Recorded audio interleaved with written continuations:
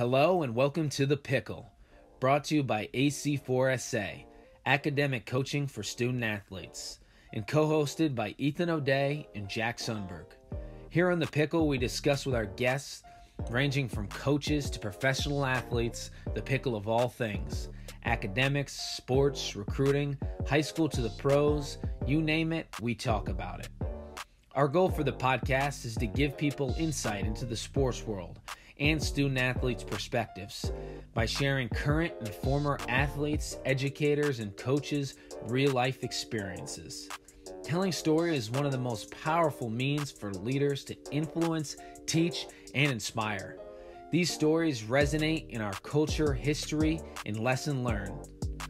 The Pickle brings you these stories of adversity, triumph, failure, and determination to get inspired, to take them to your school, home, life, and court. Listen, learn, share, and enjoy. Today's guest is Taylor Barthelette from East Longmeadow, Massachusetts. Taylor attended Avon Old Farm School in Connecticut before going to play football at Bryant University. Taylor was offered a walk-on spot his senior season in high school, but all he needed was an opportunity. He went on to play as a true freshman and to be a full scholarship player by his sophomore season, and later on to be an all-conference player. His senior season, he led the team in almost every single offensive category, including receptions, yards per catch, touchdowns, and yards. He became the only player in program history to start a season off with 2 100-yard-plus games. Welcome to The Pickle. All right, The Pickle Pod. Took a little break again, but we're back and we're better. Super excited for our guest this week. This guy, Avon Old Farms guy, I think this is like our third one we've had on. Bryant, wide receiver, all league, Taylor Barthelette. Taylor, thanks for coming on. Oh, thanks for having me, guys. Really appreciate it. Really excited for the opportunity. Yeah, no, I'm fired up to have you on. I think you're going to have a lot of great insight, going from, being a walk-on to being, first team all NEC. I think that's an unbelievable story in itself. I know you've been following the show a little bit, but, we started off with a rundown, which is just 5 quick questions, just so, everyone can get to know Taylor a little bit better, a little bit of icebreaker. So, Ethan, take them away. All right. This is the rundown. Question number 1, dinner with one athlete. Kobe Bryant. Nice. Number 1 thing on the bucket list. Fly fishing for tarpon. We don't even know what tarpon are. Where would you do that? Probably like Sarasota, Florida, Boca Grande, like Miami area too. Down in Florida. You got to get down there. Number 3, favorite movie of all time. I'm battling myself with this one. This is a tough one. I gotta go. Childhood favorite is definitely The Goonies. The Goon Squad. I used to love that movie. Ouch, Charlie. How do you start your day every day? So glass of water, turmeric, fish oil, vitamin D, coffee, listen to the news on my way to work. It starts at 4:30, so early rise. Wow. Early rise. That a boy. That's very early. And last question here. Your first quote that comes to mind. Favorite quote. Favorite quote. How you do anything is how you do everything. So just anything you do in life pretty much reflects on how you do everything in life. I truly believe that. I like that. The little things, the big things, it's all the same. All the same. Awesome. You did it, man. You completed the rundown. That's it. Okay. Glad that one's over. Glad that's over. Yeah, so we'll sort of just hop right in. I think, at the beginning, I hinted at a little bit, our guests will have a rundown of who you are already. But I think, you have a really unique story. And I think it'd be cool if you just sort of told it at the beginning, sort of from your perspective. You know, I mentioned from walk on to, you know, all NEC, you know, but I think there's a lot more to that. I think you hear a lot of these stories from time to time, but you don't really hear all the things that go on in it. And, you know, the uncertainty of you just showing up at Bryant and just hoping for the best. So why don't you give our guests just a little bit of insight into your story, because it happens more often than not. And for parents and student athletes to hear this, I think it goes a long way, because you hear about this, you know, once in a while on ESPN, but, you know, there's guys like Taylor Barthelette all over the country that have had this similar experience. So why don't you give us a little bit of insight to your story? Yeah, for sure. So yeah, I went to Avon Old Farms for 2 years with good old Jack over here. Balled a little bit there. Senior year rolled around. I had a decent season. I actually broke my ribs like 5 games in or something. I had a couple games left. So season got cut short. Went into the off season, no offers in my senior year. So I had no offers senior year. Spring rolls around. It's like signing day. I talked to like a couple schools. UMass wasn't interested. Columbia wasn't interested. And then Coach Driscoll at Avon was like, hey, why don't we give Bryant a call? I'm good friends with Marty Fine over there. I've sent him a bunch of guys. Why don't we give him a call? So he gives Marty a call. They come out to the school. We meet. Not much traction. Nothing really at all. A couple weeks go by. Marty calls me. He's like, hey, I'm on campus. We want to talk. Long story short, we talk. They're like, all right, like, we'd love to have you at Bryant. Like, we love Avon kids. We think you'd be a good fit culturally and things of that nature. So I was like, all right, awesome. He's like, I can't give you a scholarship. You gotta earn that. He's like, I'll give you a walk-on spot. Show up to camp, try to prove yourself. Go into senior year at Avon. So it's the spring now. I sign at Bryant. I'm getting nothing from coaches, no love from coaches. I'm talking to kids that I know committed there. They're getting all this love from coaches, texting them, what size gear do you want? What number do you want? All the workout packets. Yeah, they're giving me, yeah, exactly. I'm getting none of that. So I go to the spring game. So it's senior year at Avon, spring game at Bryant. I go to the spring game and still no love. No coaches are even acknowledging me. And Marty, the head coach at Bryant, is like, he has a one-on-one meeting with every player after the spring game throughout the day, 15 minutes, real short, kind of just tells you what he expects from you, what he visualizes you doing, like your first year through your fourth year, pretty much. So everybody got this nice sit down meeting. I'll never forget that. Everybody's like, oh, I just had my meeting. We sat down in the office. He was real, like, told me this, told me that.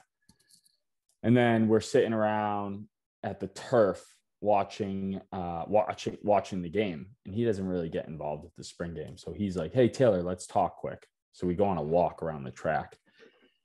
We're walking around the track and he's like, listen, I see you as like a special teams guy, maybe like junior year, get on special teams, just do good in the classroom.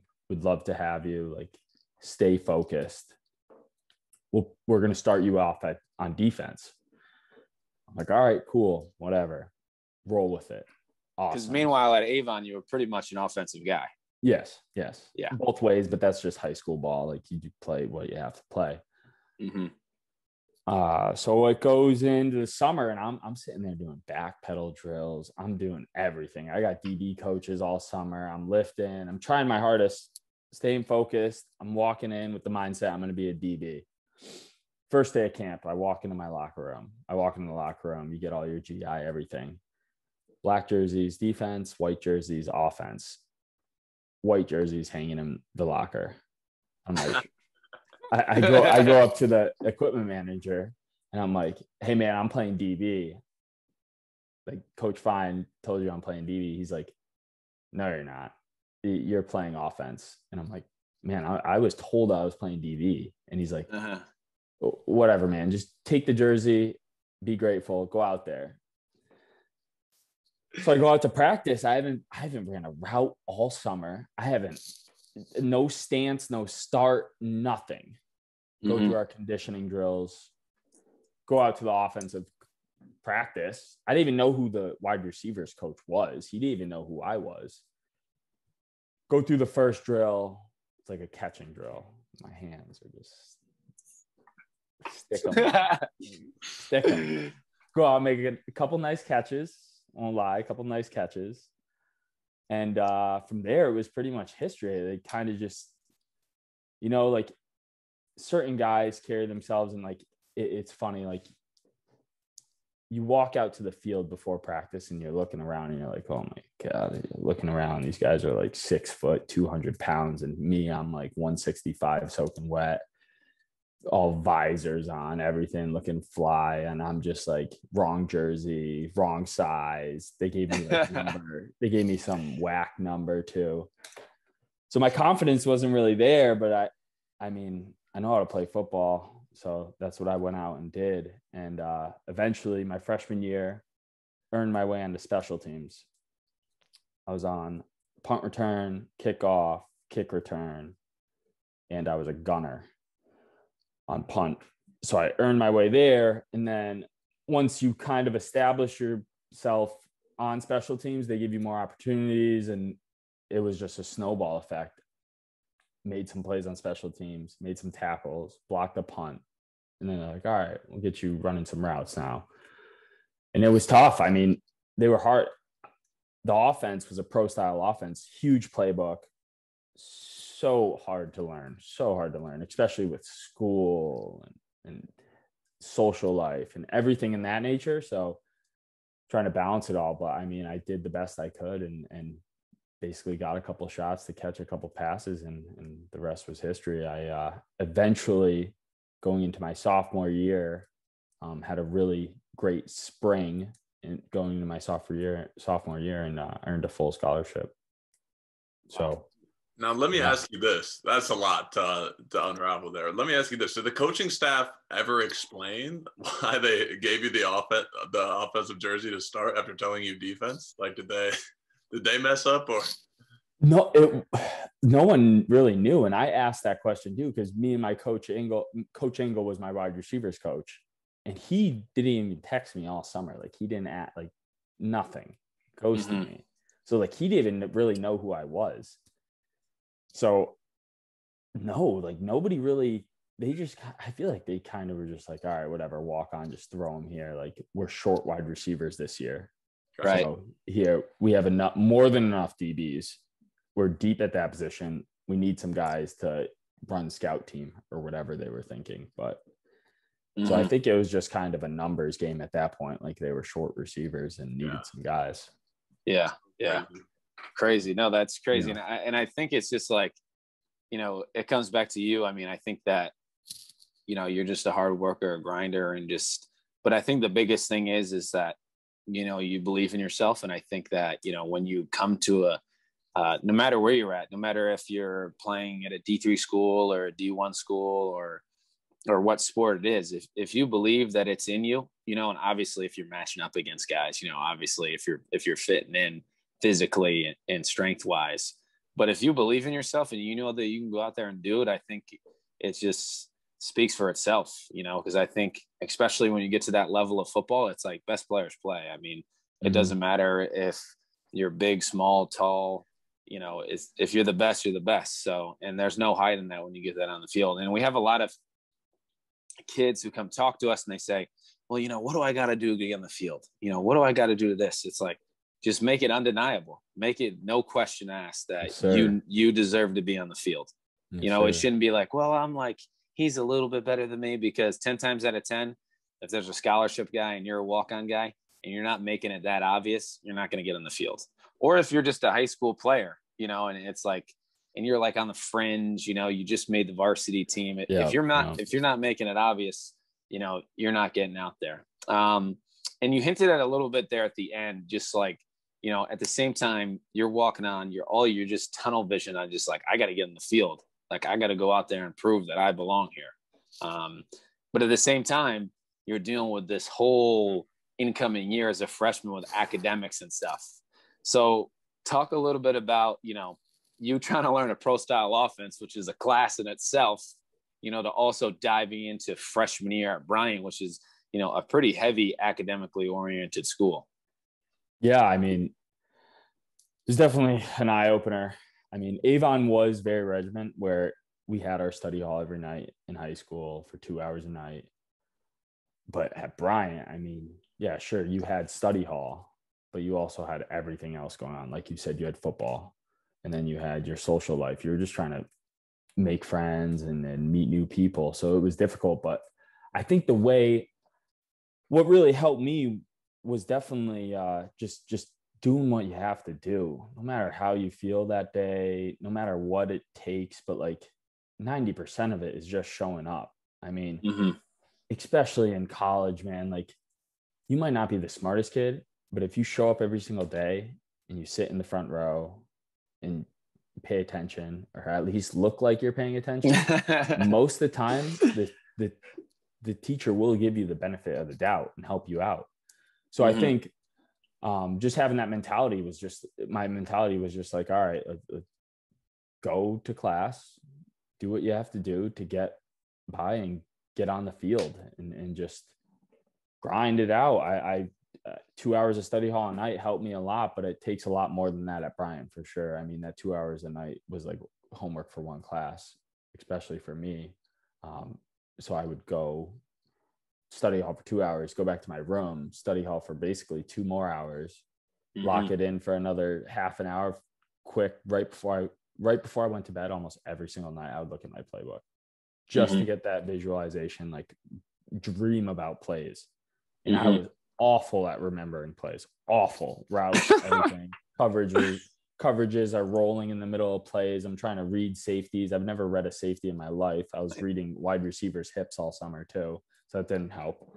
So I mean, it was just putting in that work, man, day in and day out. It was going to class, eating right, sleeping, working out, and like I said, how you do anything is how you do everything. So it was going to class, doing what you had to do, then going to the weight room, not just walking through the motions. You can't just you can't go through the motions. Give it your all, and it kind of just takes over itself. It just takes its life of its own, and that's how I really got by in school, was just trying to do everything like I do anything. And how about like being a walk-on? There's almost like more pressure to perform academically, because you got to be the guy. You can't be the one that slips on anything. And at least that's kind of how I've seen it in the basketball world. It's like, oh, if you're a walk-on, you better be helping the team's GPA. Like for whatever reason, that's the coach's like narrative. Did you feel any of that? And like, you have to you can't slip up in any way, practice or off the field, even any slip up at all, you're gonna just go down on the list. How was dealing with that first year?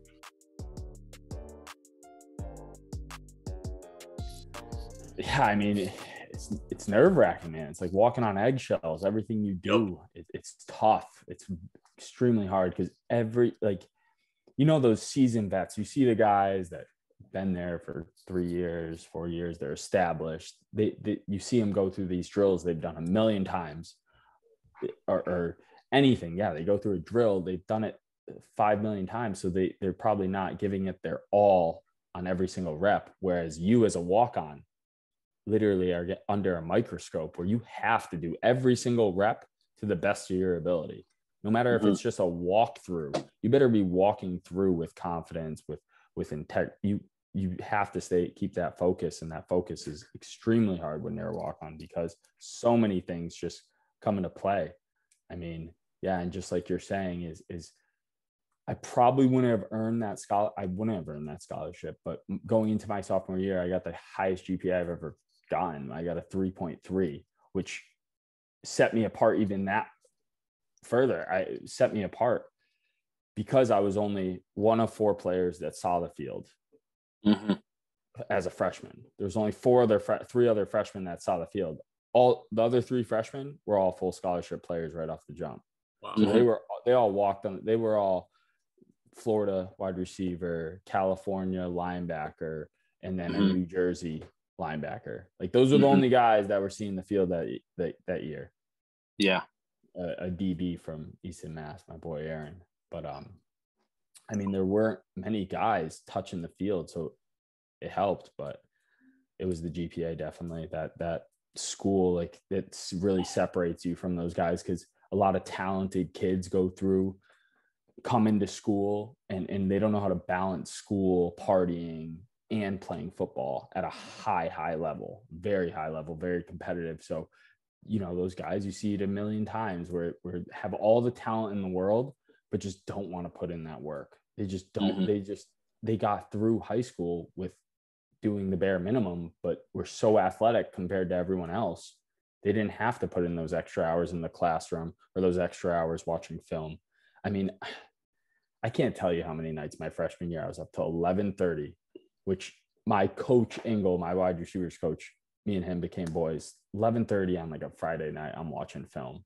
I'm just grinding watching film. Wake up Saturday morning in the weight room, go before practice, watch film. So I'd go before practice when everybody else was eating in the calf. I would grab a sandwich and just go watch film for an hour. And he would write down the plays I was in. So he'd be like, this is the play you're in. And he was trying to help me, but it was realistic. I was having such a hard time learning the offense. But the difference was that I just wouldn't give up. I've never given up on anything. I couldn't quit. I just have something in my mind where if I'm set to it, I have to follow through with it. And that's the thing that I feel like separates those guys. It's just like, maybe you can call it what you want, but yeah, it's a little bit of insanity to help. Oh, a little definitely, extra step. Definitely insanity. But I think it's funny. We had a guest on the Pickle Pod, Trisha Hawthorne, who is, she ran for Team Jamaica, and she was similarly explaining about,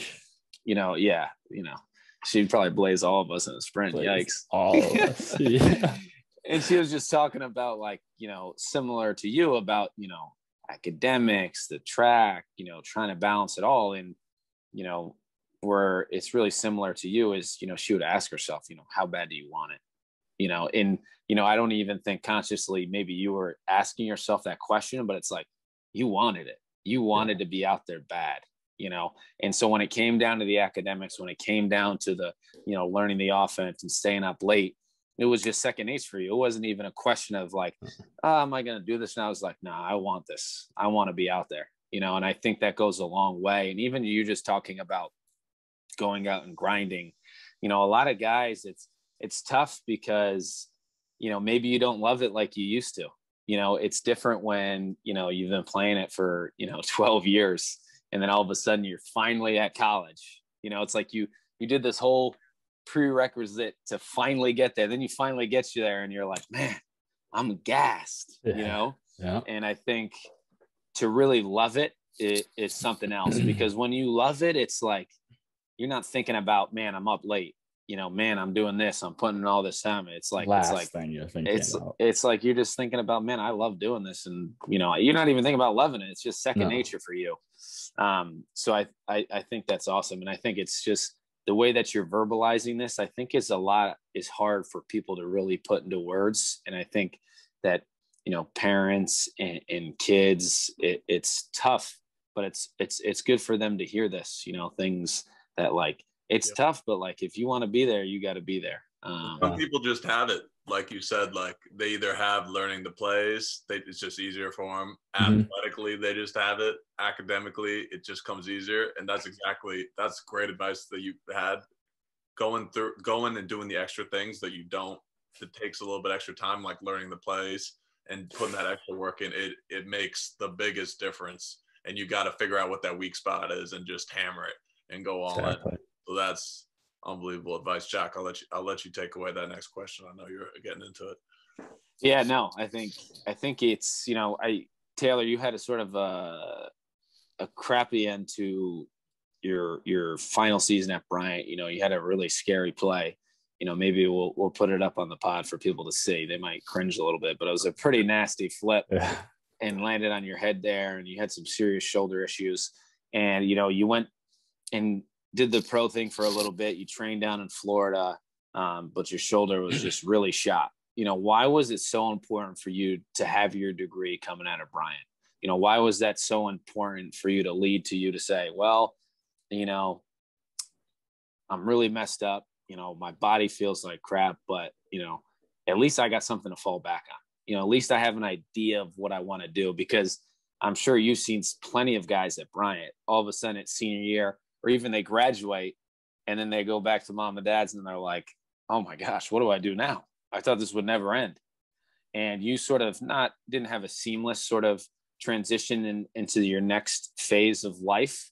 But I think you having an idea of what you wanted to do and having your degree, I think was huge for you. And, also, your injury definitely opened your eyes a little bit, because you were like, oh my gosh, like my body, I feel like crap. And like, am I going to do this for another 5 years, maybe 4 years? Yeah. So talk a little bit about that. Yeah. So that injury, like, just to speak to that. So I ended up crushing some discs in my neck. I tore a couple nerves. I was basically paralyzed. My whole right side was basically paralyzed for a couple months. So when that injury happened, like you said, it puts a lot of things into perspective. I always wanted to go pro in football. I love football, man. I blood, sweat, tears, I would give it all for that sport. And I gave it all for my team as well. And when that injury happened, I tried to recover. I did everything I could. I just, it's like a totaled car that gets rebuilt. And that's, and unfortunately, that's how NFL scouts look at it. So they would go and they would see the film on my injury and be like, hey, how's your shoulder? Hey, how's your shoulder? Why aren't you bench pressing? Why not this? But, so it put a lot of things into perspective when it didn't work out, and it was unfortunate. And I tried as hard as I could. I just couldn't get to that point where my shoulder was back to 100%. I wasn't running as fast as I should be and things of that nature. But I mean, when I got out of school and figured out that this football was kind of over, it was nice having my degree. And while I was training in Miami, I actually got my real estate license. So I got my real estate license in Miami. I moved back home and transferred my real estate license up to Connecticut. So I didn't really know what I wanted to do. I really didn't have an identity, I felt like, anymore. I was like lost. I didn't know who I was anymore. Football was everything to me, man. I mean, everything. I thought that was the only way, was either pro or nothing. That's all I thought for the longest time. So I battled with myself identity wise, just trying to figure out who I was. And it really did fall back to Bryant and like who I met. And the only reason hands you shake and the grades and school and everything in that nature, when Dalton Easton was the family I lived with in Miami, and they were big brokers. They were brokers for a real estate firm. They're a real estate firm. So when I got my real estate license, it kind of just all fell into place. And basically that education just helped me learn how to communicate with people and how to do real estate at a pretty high level. And it just really helped me understand that like in football, you have to give everything you got. And that's exactly what I did. Once I knew football was over, is I just dove into real estate and gave it everything I got. Made a couple deals happen, and then it kind of just all snowballed from that. I realized I loved the real estate industry. I just didn't think it wasn't feasible. I mean, I didn't have a salary, so I ended up going into construction. So now I'm a construction superintendent full-time, real estate on the side. But to speak to your original question, I mean, Bryant basically opened my eyes that and that degree opened my eyes to just give everything you got and anything you do, and it'll all work out. So once I got that degree, just really gave me that little push I needed to get over football, to know that I am smart enough to go do what I need to do to make a living. So that degree definitely did help me get over that little slump I was in once I couldn't play football anymore. It's funny. I was having a conversation with some former teammates this weekend, and they were like, "How many of you like really like are using the stuff that you learned in your degree with your job right now?" And most of them were like, "No, like not the actual classes. Like nothing has transferred over. Even a guy like went to the business school and runs his own business. He's like, no." But it's like the kind of, I think that what you were saying too is like the way to like navigate through things, communicating and like being professional, and like the relationships you have with professors, and like just like maturing through that. But and I think you definitely used some of the stuff more than they thought. But it's almost like that process is what prepares you more than anything for whatever you do after. Yeah. But yeah, it's a pretty cool journey. Yeah. Into that.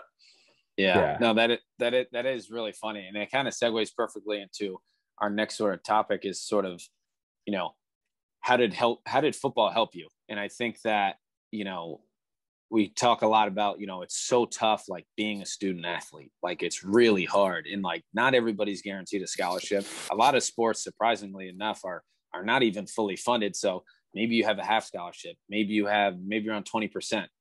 You know, what would you say to student athletes, you know, high school kids, like, why even go play a sport then? You know, why does it matter? And I think you just hinted at a little bit of like, man, this football stuff, like it prepared me so much for life. I'm waking up at 4:30 a.m. every morning, but it's like, you know what? I got to do what I got to do. Just like on the field, 6 a.m. lift. I got to get up. I got to get my work in. So why even go play football in college? Why even go play a sport? Why even go play a sport? Why even play football? I mean, it's all I knew growing up, really.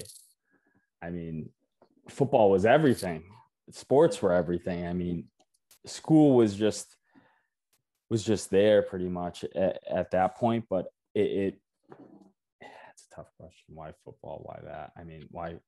It's just it's hard. It was second nature, man. It was in my blood. I felt like it was just a fire inside me. It wasn't even a question why or anything. It was just, this is what I'm going to do.